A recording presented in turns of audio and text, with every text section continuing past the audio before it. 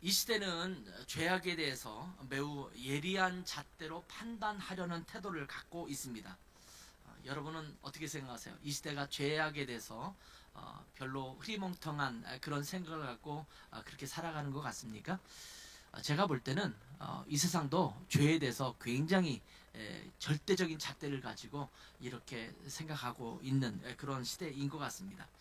사회에서 어떤 부정직한 일들이 일어나거나 부당하게 어떤 사람이 이득을 취했거나 자기의 권력과 위치를 이용해서 다른 사람들에게 해를 끼치거나 그런 일이 발생하면 여러분도 보시다시피 득달같이 사람들이 일어납니다. 인터넷 안에서도 굉장히 그 부분에서 많이 이렇게 지적을 하면서 회개하라, 물러나라, 막 사퇴하라 이러면서 소리 지르고 고함 지르지 않습니까? 저는 이제 텔레비전이라든지 뉴스를 보면서 깜짝깜짝 놀랄 때가 있는데 어떤 때냐면 누군가 뭔가 죄를 저질렀어요. 그러면 얼마나 많은 사람들이 그 법원 앞에 가서 소리를 지르면서 저 사람 뭐 좀 무거운 형벌을 내려라 이러면서 외치는 사람들이 많은 걸 봤어요. 와, 저 사람들은 법에서 잘 판단할 것 같다는 생각이 드는데도 불구하고 몰려들어서 막 손가락질하고 이러는 모습을 보면서 의분에 찬 사람들이 많다 이런 생각을 했어요. 야, 세상에 죄를 보고 분노하는 사람들이 참 많구나 이런 생각을 했습니다. 그러니까 세상에는 사실은 그 죄에 대해서 굉장히 예리한 잣대로 판단하려는 사람들은 굉장히 많은 것 같습니다. 그래서 실제로 그러한 잘못을 저지른 사람들에게는 무거운 형벌을 내리기를 원하는 또 제재를 내리기를 원하는 마음들이 덧붙여지고 실제로 그런 것들이 결과로 나타날 때가 많습니다. 정의, 공의 이런 것들이 매우 강조되고 있는 시대를 살아가고 있습니다. 예전에는 그냥 슬그머니 넘어갈 일들도 요즘은 그렇게 할 수가 없습니다.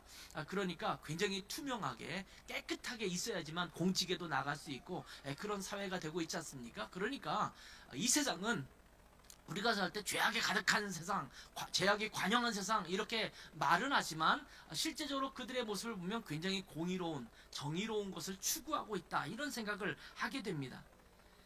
근데 문제가 뭐냐면 무엇이 죄악인가, 무엇이 죄인가 이런 것들에 대한 기준이 무엇에 근거하느냐라는 것에 문제가 있습니다.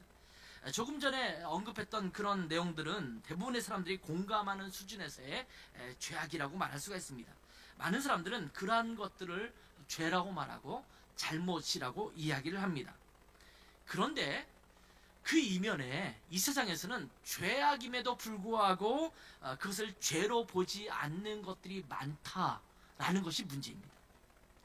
하나님은 분명하게 죄라고 이야기하시는데 사람들은 그 정도는 괜찮아 라고 여기기도 하고 어떤 부분에 대해서는 괜찮은 정도가 아니라 전혀 문제가 없다 이렇게 여기기도 합니다. 세상은 하나님의 기준, 성경의 기준을 가지고 판단하는 것은 시대적 착오다 이렇게 이야기를 합니다. 그래서 하나님께서는 죄라고 말씀하심에도 불구하고 또 성경에서는 죄라고 분명히 말씀하고 있음에도 불구하고 그것은 죄가 아니다 라고 반박하는 일들도 많다라는 거예요. 예를 들어서 그 뭐 아주 그냥 흔히 볼 수 있는 예예요. 결혼 관계 밖에서 이루어지는 성관계 성경은 이것은 죄라고 얘기해요. 그래서 혼전 순결을 지키라고 말씀하고 있고 결혼 관계 안에서만 이 성이 즐겨야 되지 그 외에 밖으로 나가면 그것은 죄악이라고 말을 해요. 근데 세상은 이미 그런 거는 괜찮아 뭐 결혼 전에 그럴 수도 있지 라고 하는 잣대로 이야기하지 않습니까? 민감한 문제이기도 합니다만 동성애에 대해서 성경은 분명히 죄라고 말합니다. 그런데 괜찮아 그 사람의 성향이야 그 뭐 그렇게 이야기하지 않습니까? 죄가 아니라고 말하는 겁니다. 물론 동성애자들에 대한 마음은 우리가 사랑으로 그들을 바라봐야 돼요. 그 사람들을 혐오하거나 그 사람들을 뭐 우리와 근절시키거나 단절시키거나 그래서는 안 돼요. 그것도 죄이지만 그들도 회개하고 주님 앞에 회복돼야 될 사람들이거든요. 하나님이 사랑하는 사람이거든요. 그런 의미에서 동성애자들을 마음에 품고 그들이 잘 돌아오도록 회복되도록 돕는 것은 우리가 해야 되지만 동성애는 분명히 죄입니다. 성경에서 그렇게 말하고 있거든요. 근데 세상은 아냐 그것은 괜찮아 이렇게 말하는 겁니다. 즉 이 시대는 정의와 공의를 외치면서 죄악에 대해서 매우 민감하게 판단하는 것처럼 겉으로는 보이지만 성경적으로 볼 때는 죄에 대해서 불감증을 갖고 있는 시대라고 할 수 있습니다. 굉장히 이중적이죠. 굉장히 공의를 외치는 것 같지만, 정직을 외치는 것 같지만 하나님이 말하시는 그 죄에 대해서는 그냥 슬그머니 덮어버리고 넘어가면서 괜찮아 라고 말하는 시대라는 거예요. 거룩에 대해서 무지한 시대를 살아가고 있습니다. 거룩에 대해서 무관심한 그런 시대를 살아가고 있습니다. 바벨론에서 17년이라는 긴 기간 동안 포로로 지내다가 하나님의 은혜로 말미암아 이스라엘 백성이, 제가 이스라엘 백성이라고 말하는 것은 유다와 이스라엘 전체를 그냥 아우러서, 그 이후 포로이기 이유는 그것을 아우러서 쓰거든요. 남한국 유다 또 북한국 이스라엘을 나누지 않고 그냥 이스라엘로 말하는데, 이 이스라엘 백성이 고국 땅에 정착합니다. 그리고 성전을 재건하기 시작하고 유월절 절기를 지키면서 이스라엘 백성이 되었음을, 다시 회복되었음을 그렇게 기뻐합니다. 그런데 재미있는 것은 그러한 기쁨 이면에 영적 불감증이 도사리고 있었습니다. 그것이 겉으로 확연하게 드러난 것 중에 하나가 뭐냐면 이방 여인과의 결혼이라는 문제였습니다. 하나님은 이방 사람들과의 혼인을 금하셨습니다. 출애굽기 32장 15절 16절을 보면 이 가나안 땅으로 들어가는 이스라엘 백성들에게 뭐라고 말씀하시냐면, 그 땅, 가나안 땅에 살고 있는 여러 족속들이 있지 않습니까? 그 족속들과 그 주민들과 언약을 세우지 말아라. 그들이 섬기는 신을 섬기지 말아라. 그리고 그들과 혼인하지 말라. 이렇게 말씀하세요. 왜냐하면 16절에 말하기를, 그렇게 너의 아들과 딸들을 그들과 혼인관계를 맺게 해서 그렇게 결혼하게 되면 그들의 신을 음란하게 섬길 수 있기 때문에 그만두라는 거예요. 단순하게 그냥 이방인과의 결혼, 국제결혼을 하지마 이런 의미가 아니라, 그렇게 할 경우에 그들의 문화와 그들의 종교와 그들의 신앙을 너희들에게 가져올 수 있기 때문에, 그것이 위험하기 때문에 하지 말라, 이렇게 말씀하고 있는 것입니다. 그럴 경우에는 영적인 타락이 이스라엘 가운데 스며들 수 있다는 것을 지금 주님께서 염려하신 것입니다. 그런데 이스라엘 백성들은 이러한 하나님의 경고에도 불구하고 우상을 섬겼습니다. 이방인들과의 결혼도 있었습니다만 그것보다 더 큰 것은 여러 가지 이유로 우상이 이스라엘 가운데 들어오게 됐습니다. 그래서 북왕국 이스라엘도 멸망하게 되고 남한국 유다도 멸망한 것입니다. 그들이 멸망한 이유가 무엇입니까? 하나님만을 온전히 섬기지 않고 우상을 섬기면서 하나님을 거역하고 세상의 문화를 따라 살았던, 그래서 하나님의 거룩한 백성의 모습을 상실해버린 그 모습 때문에 하나님께서 그들 가운데 진노하셨고, 그들을 아수르에게 파시고 또 바벨론에게 파셔서 그들이 결국은 나라가 멸망되고 포로로 끌려가게 된 것입니다. 그럼에도 불구하고 하나님은 은혜를 베푸셨어요. 그래서 이스라엘 백성을 다시 유다 땅으로, 이스라엘 땅으로 돌아올 수 있도록 은혜를 허락하셨습니다. 자, 그런데 이스라엘 백성들이 다시 이스라엘 땅으로 돌아온 이후에 또다시 죄악으로 치달을 수 있는 여지가 분명한, 또한 충분한 그런 이방인들과의 결혼을 성행하게 된 것입니다. 그 전에 역사적 교훈을 그들이 자기의 교훈으로 삼지 못하고 조상들이 범했던 그 죄를 그대로 답습하게 된 것입니다. 이 사람들은 70년 동안이나 아수르, 바벨론, 이 페르시아를 거쳐서 포로 생활을 했던 사람들입니다. 이방 나라에 살면서 무엇을 보았겠습니까? 이방의 문화를 옆에서 보았을 것입니다. 야, 우리가 살던 이스라엘과는 좀 다른 문화를 갖고 있네? 야, 이 사람들이 이런 신을 섬기고 있네? 이들은 신전에 가서 이렇게 복을 비는구나. 이런 것을 옆에서 지켜보았을 것입니다. 이 이스라엘 사람들이 포로로 끌려갔던 사람들을 보통 우리가 남은 자들, 렘넌트라는 말이 남은 자들이라고 기독교에서는 좀 우아하게 얘기하지만 사무실은 나머지예요. 나머지, 찌꺼기, 뭐 이런 의미도 될 수 있어요.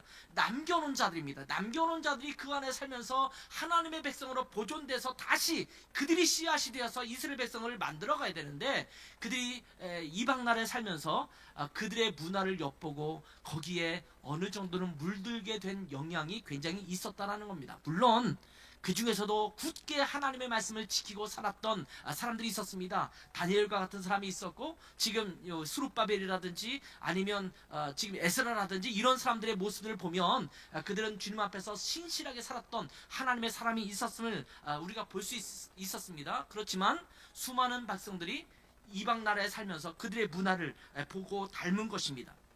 저도 20년을 독일에 살지 않았습니까? 그러다 보니까 나도 모르게 배어있는 독일 문화적 습관이 있어요. 그래서 지금 한국에 와서 살면서도 문득문득 그런 것들이 드러나기도 해요. 나쁜 것은 아닙니다. 좋은 측면에서 그런 것들이 드러나기도 해요. 그런데 여기 이 사람들이 70년이나 그 땅에서 살았으면 그들의 문화라든지 종교라든지 이런 것들을 옆에서 많이 지켜보면서 자기도 모르게 물든 부분도 있었을 것이라는 생각이 듭니다. 그렇게 살다가 다시 이스라엘 땅으로 돌아왔어요. 근데 그 땅에는 누가 살고 있을까요? 이들을 포로로 끌려가고 그 땅에는 이방 나라 사람들이 와서 살도록 아수르 사람들이 막 이렇게 했었거든요. 그러다 보니까 이 땅에는 이제 다른 민족 사람들도 또 와서 이렇게 엉겨 살고 있었단 말이에요. 그렇게 살다 보니까 여기에서 주변에 살고 있는 그 사람들과 아무런 또한 그 절제 없이 그냥 자연스럽게 혼인 관계를 맺고 결혼을 하고 이런 일이 벌어졌던 것 같습니다. 영적 불감증이 생겼을 때 나타나는 현상, 하나님께서 원하시지 않아도 주변의 환경과 여건에 따라서 그냥 순응하며 살아가는 것입니다. 영적인 민감성을 가지고 살아간다면 하나님께서 기뻐하시는 일인가, 하나님께서 기뻐하시지 않는 일인가를 우리가 생각하며 살피며 우리가 행동해야 합니다. 그런데 그들은 그러한 민감성을 갖고 있지 않았습니다. 그냥 일상에 살아가면서 자연스럽게 그 땅의 모습들을 순응하며 따랐던 것입니다.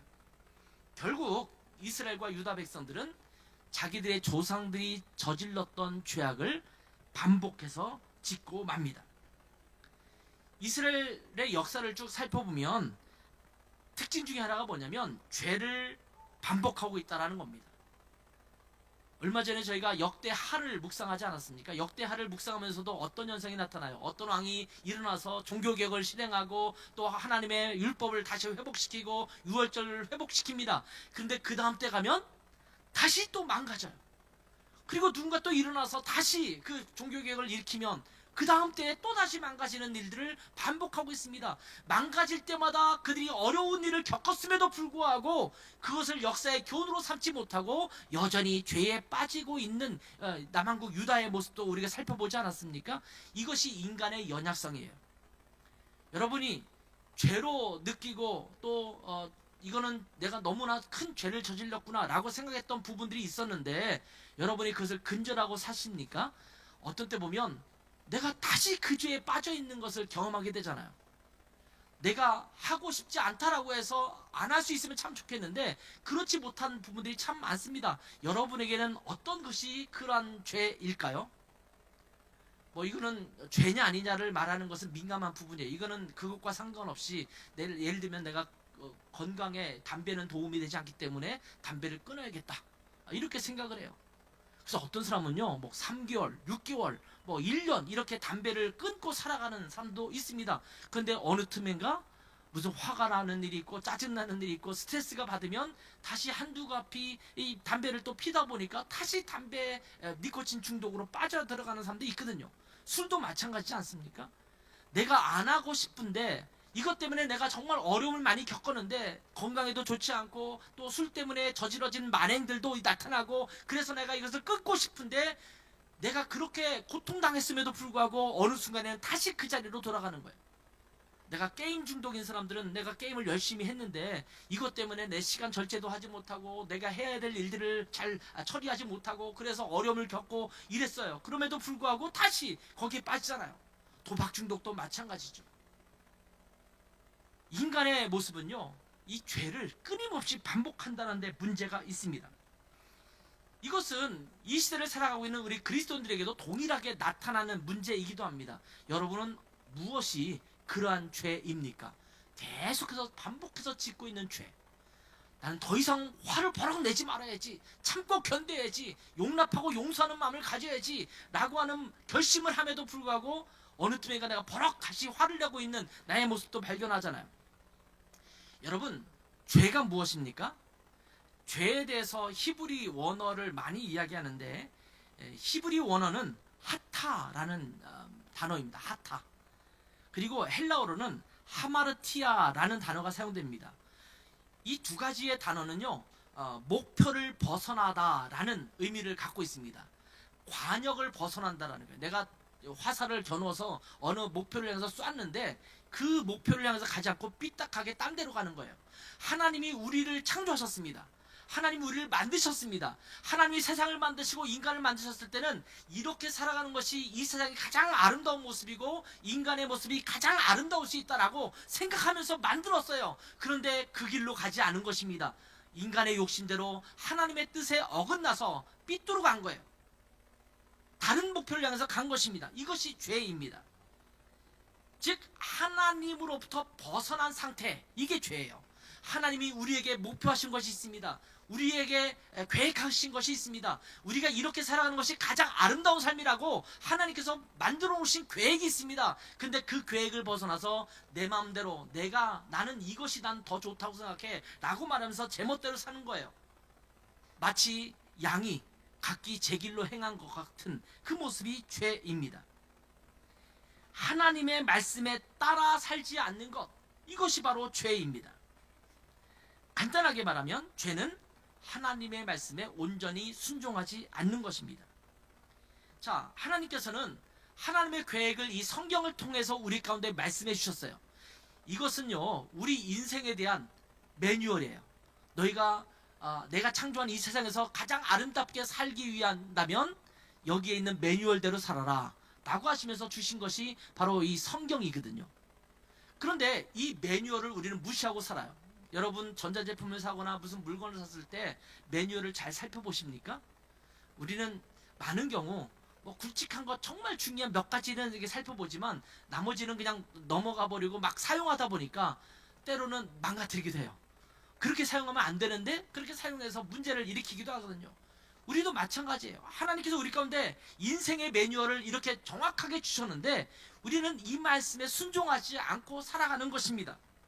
이것이 바로 죄입니다. 좀 능동적으로 말하면 하나님께서 기뻐하시는 삶을 살아가지 않는 것, 이것이 죄입니다. 하나님께서 기뻐하시는 삶을 살아가지 않는 것. 그런데 소극적으로 말하면 하나님께서 싫어하시는 것을 행하는 거예요. 우리가 하나님께서 기뻐하시는 삶을 살아야 되고 하나님께서 기뻐하시지 않는 삶을 살지 않는 것, 이것이어야 되잖아요. 근데 더 나아가서 우리는 하나님께서 싫어하는 것을 행하며 살아가는 것, 이것이 죄입니다. 하나님은 이스라엘 백성이 하나님의 말씀을 따라 살아가면서 오직 하나님만을 섬기기를 원하셨습니다. 그런데 그들은 이방인들과 결혼하면서 하나님이 아닌 우상을 섬기면서 하나님을 향한 전적인 믿음을 희석시킨 것입니다. 그들이 하나님을 완전히 떠난 것은 아니에요. 그렇지만 이방인들과 결혼하면서 그들이 갖고 있던 문화들, 잘못된 문화죠, 왜곡된 문화죠, 가증스러운 문화죠, 그런 문화들을 그대로 답습하면서 우상을 섬기는 그런 죄를 범한 것입니다. 그래서 하나님의 백성으로서의 정체성인 거룩을 상실하게 되고 말았습니다. 거룩이 무엇입니까? 거룩은 구별된 존재, 구별된 삶을 말하는 것입니다. 하나님의 백성으로서의 구별된 삶의 모습이 있어야 되는데 하나님을 믿지 않는 이방인들과 섞이면서 그 구별이 사라져버리고 마는 것입니다. 거룩한 모습을 잃게 된 것입니다. 이러한 패턴은 이스라엘 백성들에게 반복되던 모습이었습니다. 오늘 에스라 10장을 읽었지만 그 앞장인 에스라 9장 6절에서 11절에 보면 이러한 이스라엘의 죄를 하나님 앞에 낱낱이 자복합니다. 에스라가 자복하는 거죠. 하나님, 예전에 하나님께서 이렇게 말씀하셨음에도 불구하고 우리 조상들이 하나님 앞에 죄악을 저질러서 우리가 이렇게 멸망도 당하고 포로 생활도 했습니다. 그런데 하나님 앞에 우리가 똑같은 죄를 저지르고 있군요. 그러면서 에스라가 뭐라고 말합니까? 내 낯이 뜨거워서 하나님을 볼 수 없습니다. 아니, 우리는 왜 똑같은 죄를 또 범하고 있을까요? 그렇게 채찍질을 맞았는데 왜 똑같은 그 죄를 저지르고 있을까요? 하나님 부끄럽습니다. 이거는 이제 그만 근절해야 되는데 우리 안에 계속적으로 이 죄가 다시 들어오고 있군요. 이렇게 하나님 앞에 통곡한 것입니다. 여러분, 우리 안에도 그런 죄들이 있을 수 있잖아요. 하나님이 계속 지적하심에도 불구하고 끊어버리지 못해요.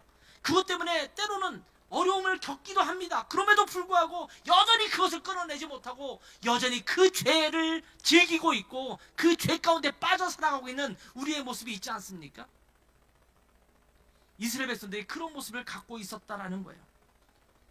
하나님 앞에 징계를 받아 70년 동안이나 포로 생활을 했는데 그럼에도 불구하고 하나님은 은혜를 베푸셔서 다시 돌려보냈는데 또다시 그 죄를 범하고 있다라는 이 모습을 보면서 에스라 스스로 생각해도 기가 막혔던 것입니다.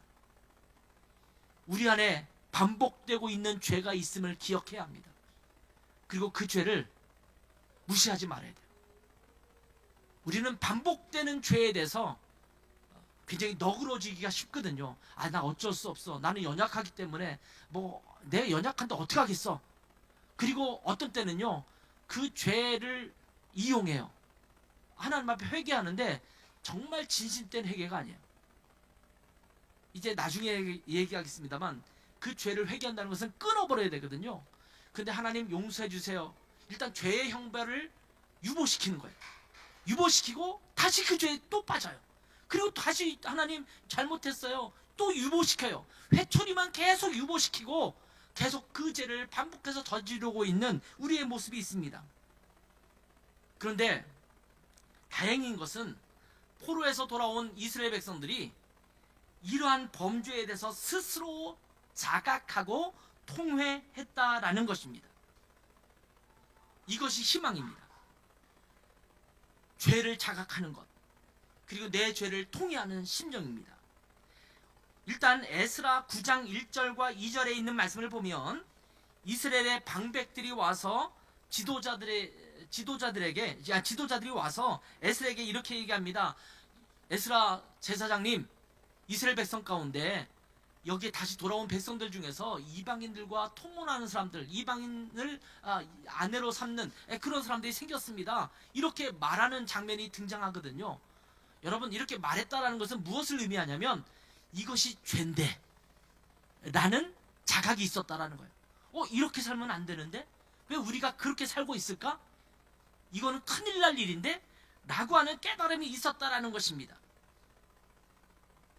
이러한 보고를 받았던 에스라가 하나님 앞에 자기 옷을 찢습니다. 머리털을 집어 뜯고 수염을 잡아 뜯습니다. 그러면서 통곡하면서 자백함으로 하나님 앞에 회개하러 나아갑니다. 이것이 에스라서 9장에 있는 그런 말씀입니다. 근데 여러분, 에스라가 이렇게 자백하고 하나님 앞에 울부짖고 기도하는 데 있어서 그냥 에스라만 그렇게 했던 것이 아닌 것을 오늘 본문을 통해서 살펴보게 되는 거예요. 자, 오늘 본문 1절을 다시 한번 보세요. 에스라가 하나님의 성전 앞에 엎드려 울며 기도하여 죄를 자복할 때에 많은 백성이 크게 통곡하며 이스라엘 중에서 백성의 남녀와 어린아이의 큰 무리가 그 앞에 모였다. 이렇게 기록하고 있어요. 남녀와 아이들까지 굉장히 많은 사람들이 에스라 앞에 모여든 것입니다. 그리고 2절, 3절 이어지는 그 내용을 보면 엘람 자손 중 여이엘의 아들 스가냐가 에스라에게 이르되 우리가 우리 하나님께 범죄하여 이 땅 이방 여자를 맞이하여 아내로 삼았으나 이스라엘에게는 아직도 소망이 있나니 곧 내 주의 교훈을 따르며 우리 하나님의 명령을 떨며 준행하는 자의 가르침을 따라 이 모든 아내와 그들의 소생을 내보내기로 우리 하나님과 언약을 세우고 율법대로 행할 것이라. 이렇게 말씀합니다. 자, 뭔 말입니까? 죄를 범하기는 했지만 이제라도 하나님의 말씀을 따를 것이고 율법에 따라서 아내로 맞이했던 이방 여인을 그리고 그로 인해서 생겨난 그 자녀들을 다 내어보내겠다라고 말하는 것입니다. 그리고 이들은 에스라가 주도적으로 이 일을 좀 이끌어서 회개운동을 이끌어 나가면 우리들은 적극적으로 에스라를 돕겠습니다 라고 말합니다. 4절에 나오는 내용이 그 내용이죠. 이는 당신이 주장할 일이니 일어나소서. 당신이 제사장 아닙니까? 그러면 종교 지도자로서 이 일을 좀 이끌어 가주세요. 그러면 우리가 돕겠습니다. 힘써 그 일을 행하십시오. 우리가 함께 해갑시다. 이렇게 말한 것입니다. 그래서 에스라가 일어나서 이스라엘 전체 백성들에게 통보합니다. 3일 내에 모두 예루살렘으로 모이십시오. 이렇게 이야기합니다. 그러면서 모인 이스라엘 백성들에게 뭐라고 말합니까? 너희들이 하나님 앞에 잘못을 저지른 그 이방인과의 결혼, 이것을 끊어버려라. 아내로 맞았던 이방 여인을 다 내어쫓고 그로 말미암아 생겼던 자녀들이 있다면 그들도 내어쫓으라고 이야기를 한 것입니다. 공동체적 각성이 일어난 것입니다. 여러분 생각해 보세요.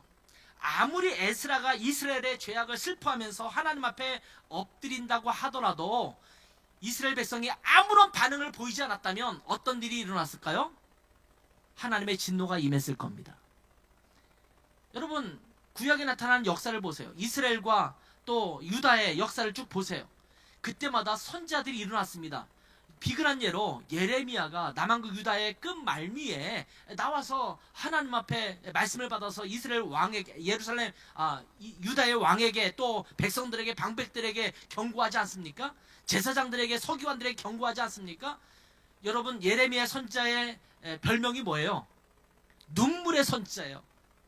통곡하며 애통하며 그들의 죄악을 지적했습니다. 그런데 문제는요, 예레미야만 그렇게 슬퍼했어요. 제사장들이 동조하지 않습니다. 서기관들이 오히려 예레미야를 왕따시킵니다. 왕이 예레미야를 가두게 만듭니다. 아무도 그 일에 동조하지 않습니다. 여전히 그들은 죄를 범했고 예레미야의 말에 귀를 기울이지 않았습니다. 에스라 혼자만 계속 그랬다면 예레미야와 똑같은 상황이 벌어졌을 거예요. 그런데 그때와 상황이 다른 것이 무엇입니까? 이스라엘 백성들이 모여든 거예요. 에스라 제사장이 저렇게 통곡하며 우리의 죄 때문에 그렇게 하나님 앞에 엎드리고 있는데, 야, 우리가 죄를 지었지, 그래, 우리가 다시 주님 앞에 애통해하며 이 죄를 끊어버려야지 라고 하는 마음으로 에스라에게 모여들었다라는 것입니다. 이것이 유다의 마지막 시기와 달랐던 것입니다. 처음 에스라에게 나왔던 스가냐라는 사람이 있어요. 근데 여러분 에스라 10장 18절 이후에 보면 이방 여인과 결혼했던 사람의 이름들이 쭉 열거되고 있는데 거기에 스가냐의 이름은 등장하지 않습니다. 그런데 스가냐는 마치 내가 죄를 지은 것처럼 우리가 이 죄를 자복하고 하나님의 말씀으로 돌아오기를 원합니다, 이렇게 이야기를 합니다. 그들의 죄라고 말하지 않고 우리의 죄라고 여기면서 하나님 앞에 함께 통회함으로 나아갑니다. 이러한 모습 하나하나가 회복의 희망이 되는 거예요. 에스라도 마찬가지지 않습니까? 저들이 나쁜 짓을 저질렀네요. 저는 하나님 저들을 좀 징계해 주세요 라고 말하는 것이 아니었어요. 이 스가냐도 마찬가지지 않습니까? 그들이 죄를 저질렀지만 이것은 나의 죄이고 우리의 죄입니다. 우리 이스라엘 공동체가 하나님 앞에 범죄했습니다. 하나님 우리를 용서해 주십시오. 이렇게 하나님 앞에 기도하고 자복한 것입니다. 우리 안의 죄를 자각하고 그것을 나의 죄, 우리의 죄로 인지하면서 하나님 앞에 함께 통회하는 심령으로 나아가는 것이 필요합니다. 여러분 이 시대에 교회가 문제가 있다면, 교회들이 문제가 있다면 하나님 저 교회는 왜 저렇습니까? 아니 교회들이 왜 다 썩었습니까? 우리 교회는 괜찮은데 가 아니라 하나님 이 시대의 교회들이 죄를 저질렀군요. 이 시대의 교회들이 하나님 앞에 온전히 서지 못했군요. 하나님 우리 교회의 문제입니다, 나의 문제입니다 라고 주님 앞에 나가야 되는 것입니다. 누군가 그리스도인들이 그리스도인답지 못한 삶을 살아가고 있으면 이 시대의 그리스도인이 왜 그렇게 살까라고 손가락질할 것이 아니라 하나님 이 시대에 하나님 앞에 거룩한 백성으로 서야 될 이 그리스도인들이 문제가 많습니다. 그것이 나의 문제입니다. 하나님 우리의 죄를 용서해 주십시오 라고 하는 심령으로 하나님 앞에 나아가야 합니다. 그들의 문제가 아니라 나의 문제이기도 하고 우리의 문제라는 것을 인지하고 하나님 앞에 함께 통회하는 기도로 나아가야 될 줄 믿습니다. 그런데 그것으로 끝나지 않습니다. 죄를 자각하고 그것을 슬퍼하고 통회하는 것으로 끝나면 그것은 진정한 회개가 아닙니다. 아까도 말했지만 이스라엘 백성들이 반복해서 동일한 죄를 범했던 것과 똑같은 현상을 가질 수밖에 없어요.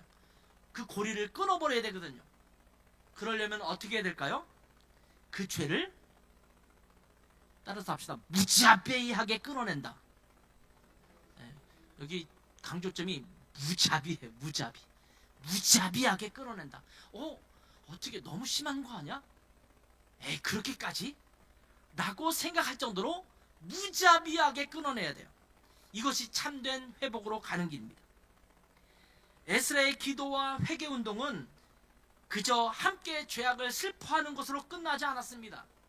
에스라와 이스라엘 백성은 그 죄를 철저하게 끊어내기로 결단하고 그 죄를 무자비하게 끊어냅니다. 에스라를 지도자로 세워서 그러한 통회와 회개를 이끌어가도록 격려했던 스가냐, 그리고 그와 함께 모였던 이스라엘 백성들, 이런 사람들이 에스라에게 했던 말을 다시 한번 기억해 보세요. 다시 3절을 볼까요? 같이 한번 읽어보겠습니다. 시작. 곧 내 주의 교훈을 따르며 우리 하나님의 명령을 떨며 준행하는 자의 가르침을 따라 이 모든 아내와 그들의 소생을 다 내보내기로 우리 하나님과 언약을 세우고 율법대로 행할 것이라. 자, 이 말씀은요, 죄를 자백하고 죄에서 벗어나는 방법을 소개해주고 있습니다. 자, 이 고백을 먼저 했던 것이 뭐냐면 하나님의 말씀과 율법을 그 기준으로 삼겠다라는 거예요. 그 하나님의 말씀과 그 율법에 떨겠다라는 거예요. 그걸 두려워하겠다라는 거예요. 경외하는 마음으로 보겠다라는 거예요. 그리고 그 기준에 따라 우리가 살겠다라는 거예요. 내 마음대로 내 생각대로 우리가 생각할 때 괜찮은 그런 정도의 기준이 아니라 철저하게 하나님께서 말씀하셨던 이 말씀의 기준을 삼아서 내가 내 죄를 판단하고 끊어내겠습니다 라고 말하는 거예요. 우리의 기준은 언제나 이 하나님의 말씀이어야 합니다.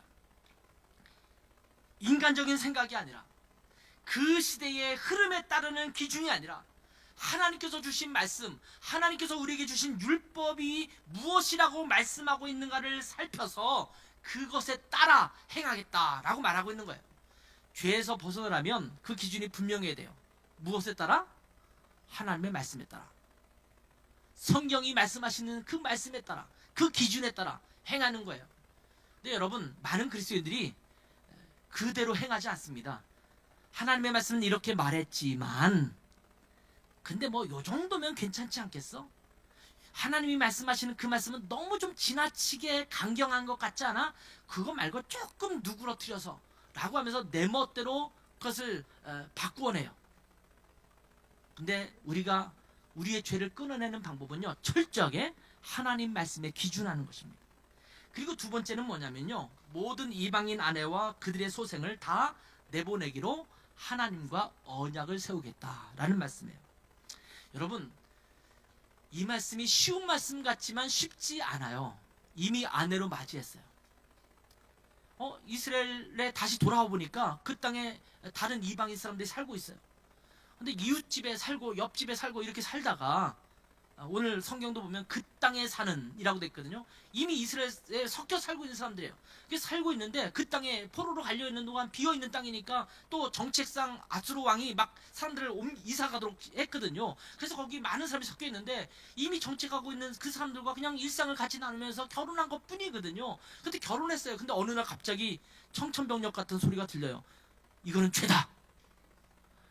스스로 인지하지 못했다가 어느 날 이것이 죄라는 걸 깨달았어요. 좀 우리가 죄를 범했긴 했지만 회개하고 그럴 테니까 결혼 관계는 이미 한 결혼이니까 좀 내버려두면 안 되겠습니까? 모르겠어요. 저의 마음 같으면 그런 방법이 있지 않을까? 이런 생각을 하게 돼요.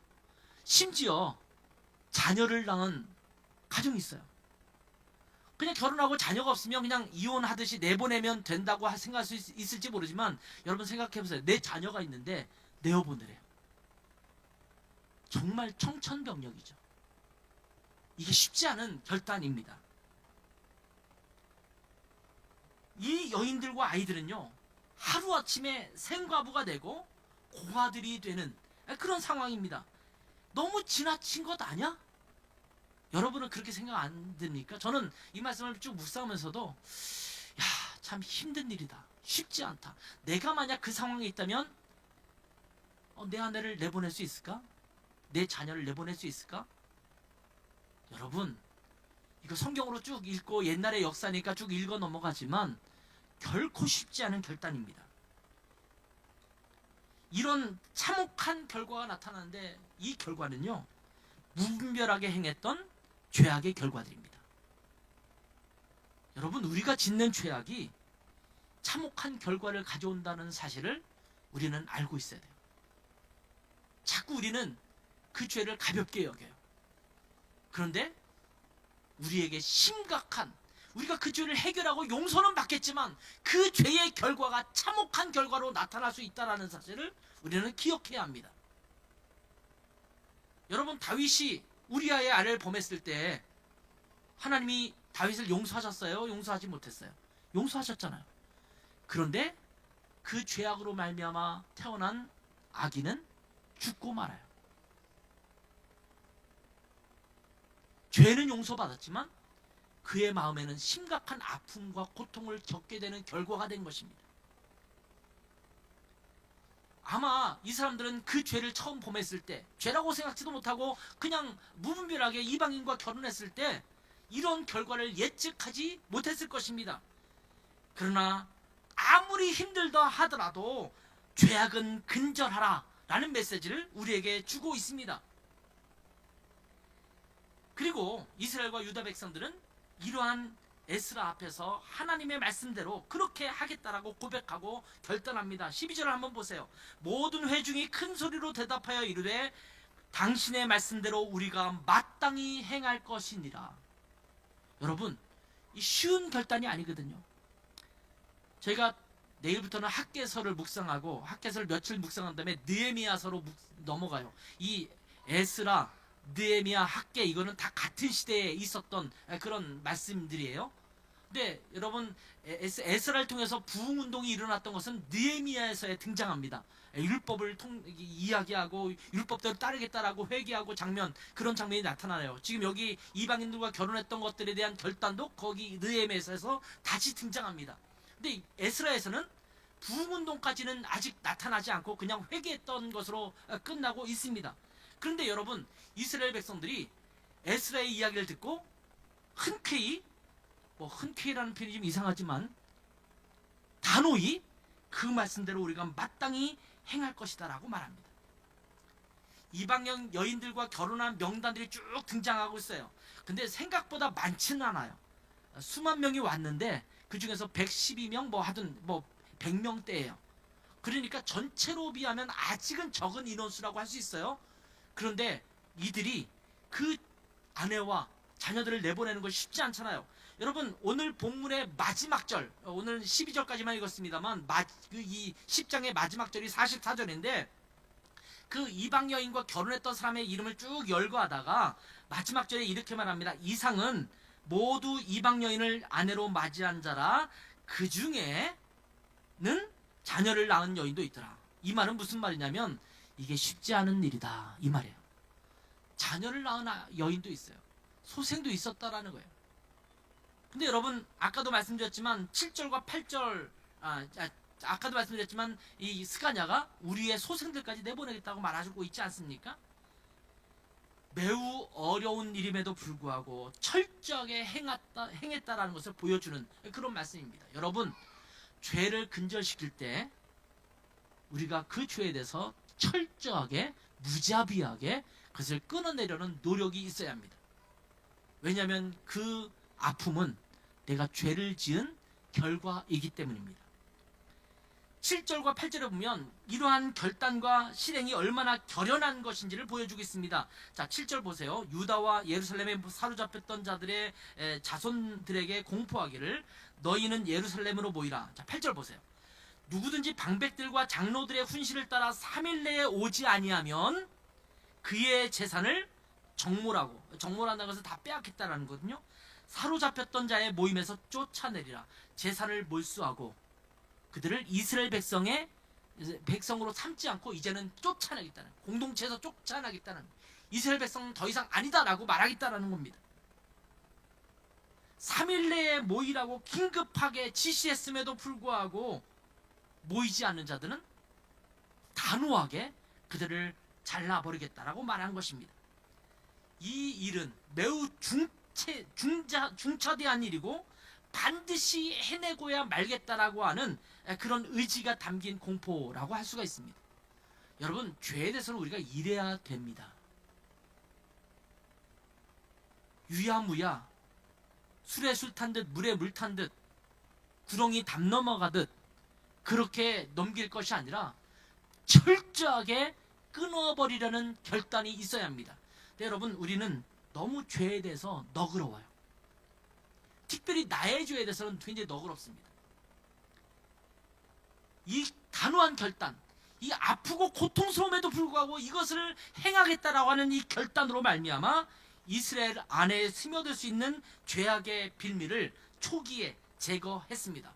그리고 느헤미야서에 등장하는 것처럼 하나님의 부흥이 찾아오기 시작합니다. 여러분, 죄에 대해서는 자비를 베풀어서는 안 됩니다. 죄를 대함에 있어서 인간적인 정의나 배려가 있어서는 안 됩니다.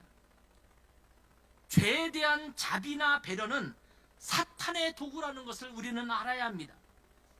우리는 죄에 대해서 빌미를 제공해서도 안 됩니다. 우리는 죄에 대해서 민감한 태도로 경계해야 되고, 혹시 죄를 저질렀다면 빠르게 그리고 철저하게 그 죄를 자백하고 그 죄를 끊어내야 합니다. 이것이 죄에 대한 우리의 태도여야 한다라고 에스라서는 우리에게 말씀해 주고 있는 것입니다. 여러분, 다시 한번 생각해 보세요. 내게서 끊어내야 할 죄가 있다면 무엇입니까? 계속해서 반복적으로 짓고 있는 죄. 그래서 때로는 무디어져서 죄를 짓고 있음에도 불구하고 또 회개하면 되지라고 하면서 넘어가면서 반복적으로 짓고 있는 그 죄가 있다면, 정말 처절하게 끊어내야 될 그 죄가 있다면 그것이 여러분에게 무엇입니까? 이 시대에 우리 교회들이 또 우리 그리스도인들이 끊어내야 될 죄가 있다면 그것이 무엇일까요? 하나님의 말씀에 따라 철저하게 죄를 끊어내고 거룩한 하나님의 자녀로서 살아가겠다라고 고백하는 우리 라하 고향 공동체의 모든 식구들이 되기를 주님의 이름으로 축원합니다. 기도하겠습니다. 아버지 하나님, 우리가 너무나 죄에 대해서 너그럽습니다. 죄를 짓고 있음에도 불구하고 하나님은 자비로우시니 이 죄를 그냥 넘어가겠지라고 가볍게 생각하며 죄 가운데 빠져있는 우리의 모습이 있을 때가 너무나 많습니다. 하나님, 이 죄에 대해서 내 옷을 찢고 내 머리털을 집어뜯고 수염을 집어뜯으면서 애통해왔던 그 에스라의 심정이 되게 하시고, 하나님, 굉장히 아프고 힘든 일이 뭔가 도려내야 되는 그 고통이 있음에도 불구하고 이 죄는 내가 주님 앞에서 말씀대로 끊어내겠습니다 라고 하는 결단이 우리 가운데 있기를 주님 앞에 간절히 소망합니다. 우리의 힘으로 되지 않는 것을 고백합니다. 우리는 연약합니다. 성령께서 우리 가운데 함께 하실 때만 가능한 줄을 믿습니다. 성령께서 우리의 마음을 다스려 주셔서 정말 주님께서 용납하지 않는 죄, 그 죄에 계속 머물러 있다면 하나님, 성령의 능력으로 말미암아 이 죄를 끊어내는 결단이 내 삶 가운데 일어나게 도와주시고, 더 이상 그 죄에 머물지 않고 죄에 대해서 회복되는 놀라운 축복과 은혜를 누리는 저희들 될 수 있도록 축복해 주시옵소서. 감사하며 예수님의 이름으로 기도하겠습니다. 아멘.